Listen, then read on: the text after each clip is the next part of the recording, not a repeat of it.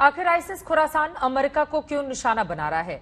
आतंकवाद की नई ब्रांच को अमेरिका किस हद तक बर्बाद कर सकेगा? क्या बगदादी का खौफ नए सिरे से वॉशिंगटन को परेशान कर रहा है?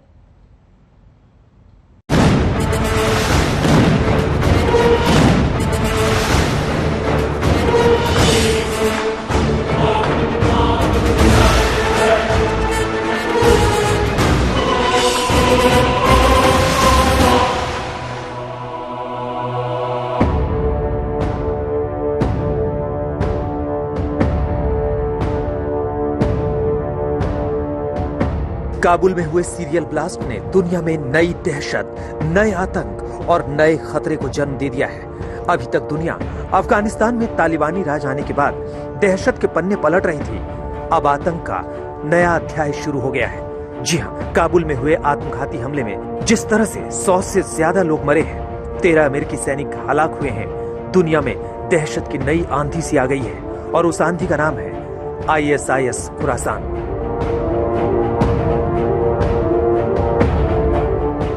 जी हाँ, काबुल सीरियल ब्लास्ट की जिम्मेदारी ISIS खुरासान ने ही ली है और अब अमेरिका ने ISIS खुरासान के खात्मे की सौगंध ली है।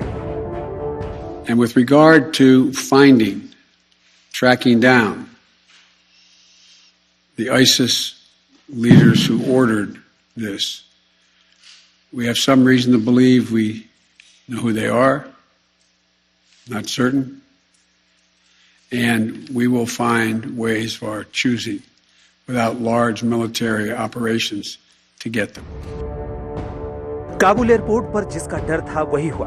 खुद अमेरिकी राष्ट्रपति जो बाइडेन ने काबुल पर आतंकी हमले की आशंका जताई थी और ISIS खुरासान का नाम लिया था, क्योंकि 14 अगस्त के बाद से काबुल एयरपोर्ट पर भीड़ लगातार बढ़ रही थी। नाटो देशों के सैनिक गर्मी में पस्त अफगान नागरिकों की मदद भी कर रहे थे, लेकिन ये तस्वीरें अमेरिकी सुरक्षा तंत्र को डरा रही थी, क्योंकि आतंकी इसका फायदा उठा सकते थे।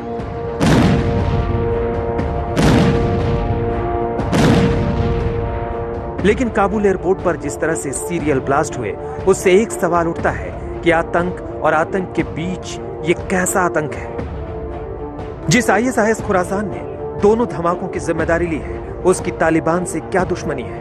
लेकिन सबसे पहले ISIS खुरासान का पूरा सच जान लीजिए। बात तीसरी या चौथी सदी की है। कुछ लोग अरब से निकलकर ईरान पहुंचे थे। ईरान के जिस खास हिस्से पर वो आबाद हुए, उसका नाम खुरासान पड़ा। फिर धीरे धीरे खुरासान का दायरा बढ़ता गया, लेकिन एक वक्त वो भी आया जब खुरासान सिर्फ ईरान के एक छोटे से हिस्से में ही सिमट कर रह गया।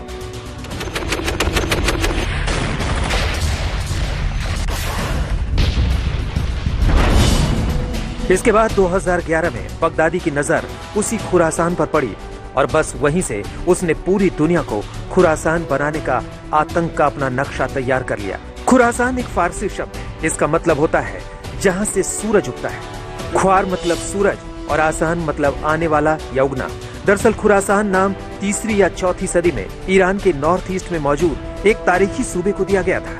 तब ईरान के इस राज्य के अलावा मध्य एशिया के कुछ इलाके, अफगानिस्तान, तजाकिस्तान, तुर्कमेनिस्तान और उज्बेकिस्तान भी खुरासान का ही हिस्सा हुआ करता था।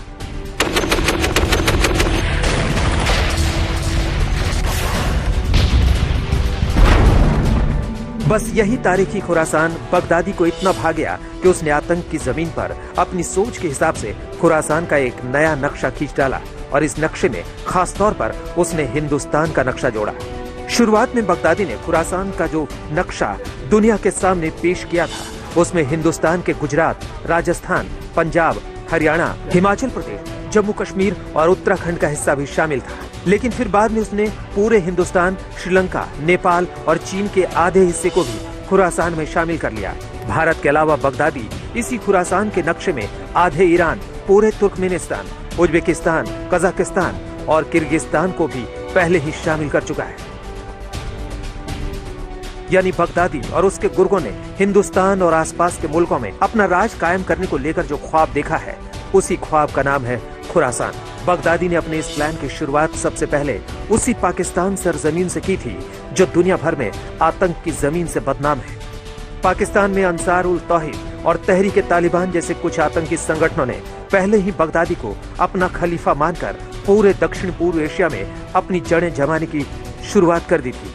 इसके बाद बांग्लादेश में ढाका के कैफे में ISIS ने अपने इसी प्लान की एक कड़ी को एक बड़े आतंकी हमले के तौर पर अंजाम दिया।